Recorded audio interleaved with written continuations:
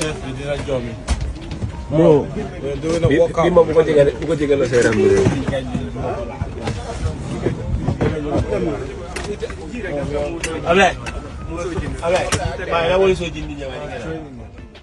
Vous avez sûrement regardé cette vidéo sur les réseaux sociaux où beaucoup de personnes étaient en train de dire que l'équipe nationale de football gambienne a frôlé le pire. Évidemment, plus de peur que de mal, puisque l'équipe nationale gambienne a finalement rejoint Yamoussoukro où ils sont basés et vont essayer de disputer leur match par l'intermédiaire d'un vol qui a été affrété par l'État ivoirien pour les ramener en Côte d'Ivoire. Les joueurs sont restés 30 minutes dans l'avion presque asphyxiés, ils ne recevaient pas de l'oxygène. Mais qu'est-ce qui s'est réellement passé? Bonjour et bienvenue à tous dans cette nouvelle vidéo, je suis Gaspard. Et si c'est la première fois que vous regardez une de mes vidéos, n'oubliez pas de vous abonner, partager puisque ça pourrait intéresser aussi d'autres personnes.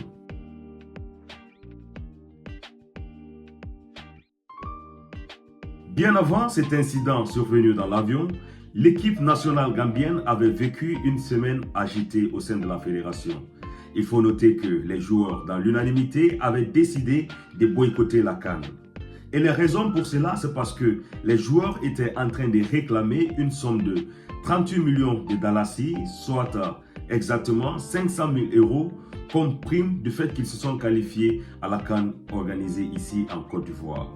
Il a fallu l'intervention du président Adama Barrow pour que cette somme soit débloquée et que les joueurs soient finalement contents pour prendre la route en direction de Yamoussoukro.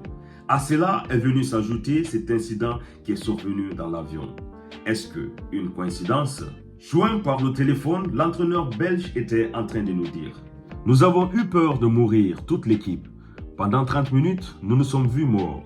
Avec mon équipe, on va voyager directement pour Yamoussoukro, avec un vol spécial affrété par l'État de Côte d'Ivoire par l'intermédiaire des présidents de Gambie, Adama Barrow, et de Côte d'Ivoire, Alassane Dramane Ouattara, un Airbus de Côte d'Ivoire.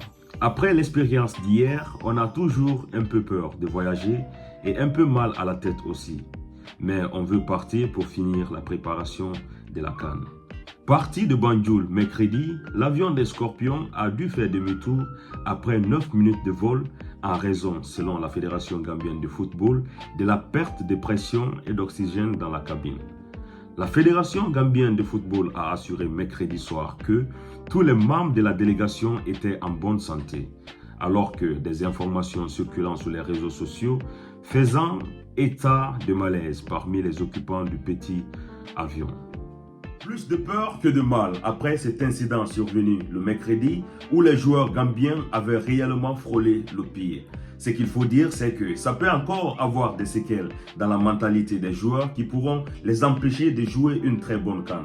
On doit prier le bon Dieu pour que cette CAN se déroule dans les meilleures conditions et que réellement les gens qui se sont déplacés, qui ont laissé leur travail, parce qu'il faut signaler que la plupart d'entre eux ont une très belle vie. Ils sont en train de vivre ici, soit en Europe ou bien en Amérique, en train d'exercer leur métier de footballeur qui les permettent réellement de vivre. Comment est-ce qu'ils peuvent venir dans leur pays natal où ils veulent réellement partir les représenter et que ces pays posent des problèmes pour payer des primes? En tout cas, on ne peut pas dire que c'est une coïncidence. Tout ce qu'on va dire, c'est que prions Dieu pour que cette CAN puisse se dérouler très bien et que toutes les nations qui se rendent en Côte d'Ivoire puissent se retourner aussi en bonne santé chez eux à la maison et vaguer à leur occupation comme d'habitude. Sur ce, mes frères, merci à tous de regarder cette vidéo et on se retrouve à très bientôt pour une nouvelle vidéo, mes frères. Spécial CAN sur cette chaîne jusqu'à la fin de cette CAN.